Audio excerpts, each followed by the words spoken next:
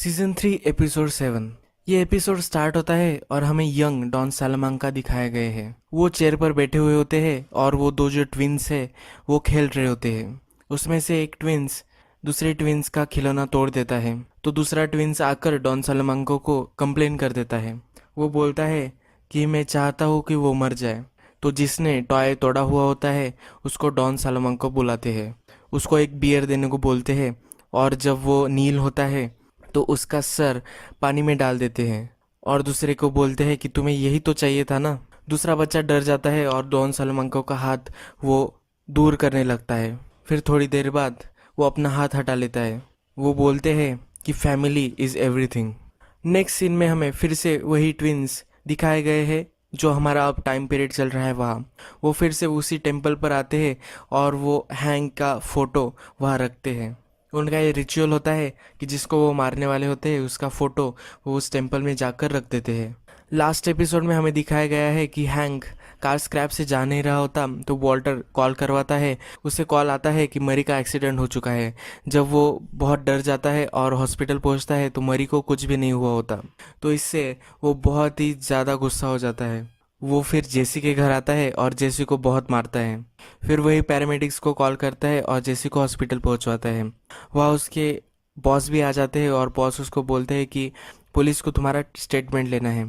वो उसको सलाह देते हैं कि तुम्हें अब एक लॉयर कर लेना चाहिए। नेक्स्ट सीन में जेसी अपने हॉस्पिटल बेड पर होता है और सॉल वहाँ उसे देखने आया हुआ होता है। सॉल उसकी एक फ़ोटो लेता है और सॉल उसे बोलता है कि ये जो तुम्हारे साथ हुआ है ये बेस्ट थिंग तुम्हारे साथ हुई है। अगर डीए को ये सब पता चल गया तो तुम पर कोई भी एक्शन नहीं लिया जाएगा। अगर तुम पे कोई चार्जेस भी होंगे तो भी डीए उसको ड्रॉप कर देगा, क्योंकि अगर ये इमेज पब्लिक में चली गई तो उन्हें बहुत ही नुकसान होगा, वो सब बर्बाद हो जाएंगे। इसलिए वो तुम पर कोई एक्शन नहीं लेने वाले। ये तुम्हारा जेल से निकलना जाने का एक कार्ड है। वॉल्टर जेसी को मिलने आता है। वो बोलता है कि तुम्हारे साथ जो हुआ वो बहुत बुरा हुआ। मैंने कभी भी एक्सपेक्ट नहीं किया कि ये होगा।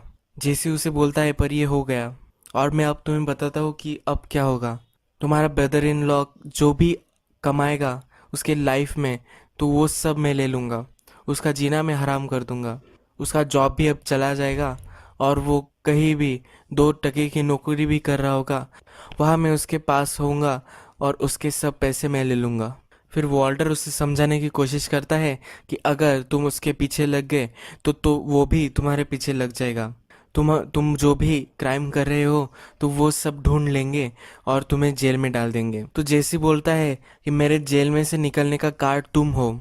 अगर मुझ पर कोई भी इंक्वायरी हुई और मैं जेल में चला गया तो मैं उनसे डील करूंगा और उन्हें तुम्हारे बारे में बता दूंगा, क्योंकि तुम $1,000,000 रिंग चला रहे हो ड्रग्स की। तुम ही मेरा जेल से बाहर निकलने का कार्ड हो। फिर वॉल्टर और सॉल डिस्कस कर रहे होते हैं। सॉल उससे पूछता है कि क्या जेसी तुम्हारे बारे में बता देगा।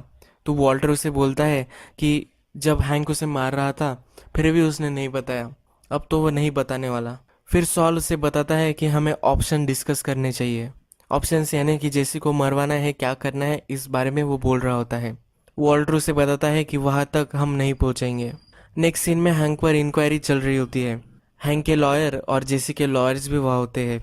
हैंक उन्हें स्टोरी बता रहा होता है कि उसकी वाइफ इंजर्ड हो गई है, ऐसा फेक कॉल उसे किया गया।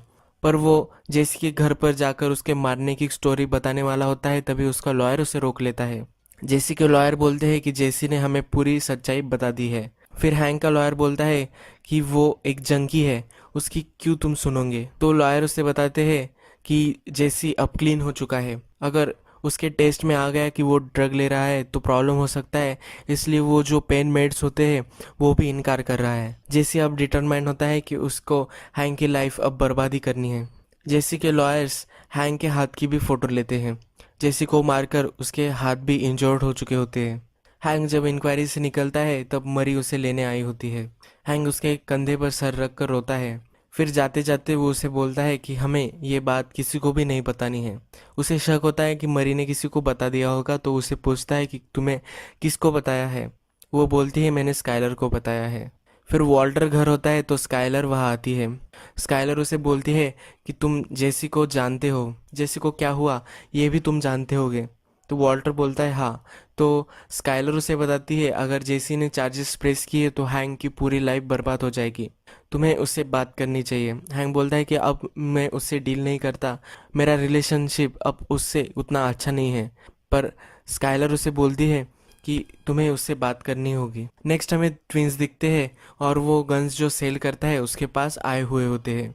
वो उसे बुलेट प्रूफ वेस्ट भी दिखाता है, वो उसे पहनने के लिए बोलते हैं। जब वो पहनता है तो एक ट्विन उसे गोली चला देता है।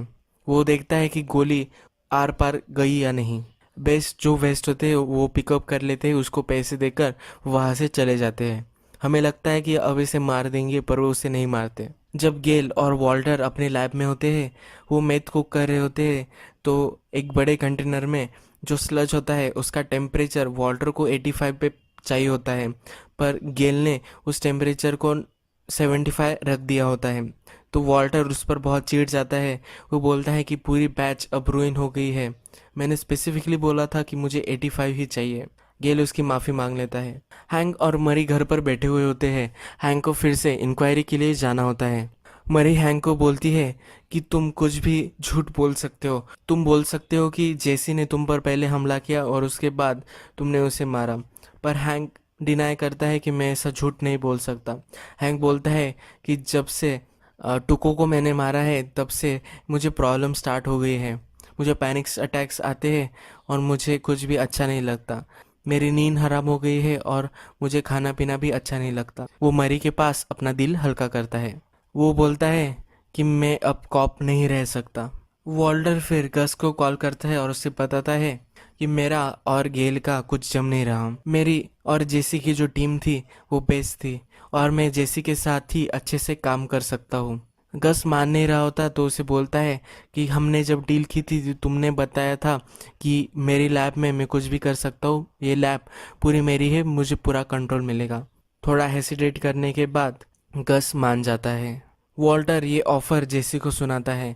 वो बोलता है कि हम अब 50-50 पार्टनर्स रहेंगे, 1.5 मिलियन तुम्हारा कट होगा 3 मंथ्स के लिए। जेसी उसे ना बोल देता है। तो वॉल्टर बोलता है कि क्या तुम पैसों को ठुकरा रहे हो। तो जेसी बोलता है कि मैं पैसों को नहीं, मैं तुम्हें ठुकरा रहा हूँ। वो बहुत ही चिढ़ जाता है और बोलता है कि जब से तुम मेरी लाइफ में आ गए हो तब से मेरी लाइफ तबाह हो गई है, मुझे इतना अकेला कभी भी मेरी लाइफ में महसूस नहीं हुआ। तुम मेरे बारे में सोचते भी नहीं हो, जो तुम्हें चाहिए सिर्फ वही, उसके बारे में ही तुम हमेशा सोचते हो। तुम्हें तो मैंने कुक किया हुआ मैथ भी अच्छा नहीं लगा था।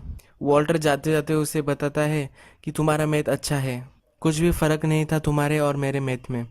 जब वो घर आता है तब जेसिक ने उसका मन चेंज किया होता है और उसे बोलता है कि हम पार्टनर रहेंगे।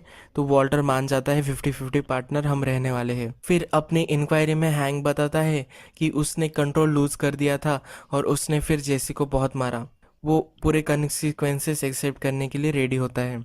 उसका बॉस उससे फिर गन ले लेता है, उसका बैच भी उसे देने के लिए बोलता है।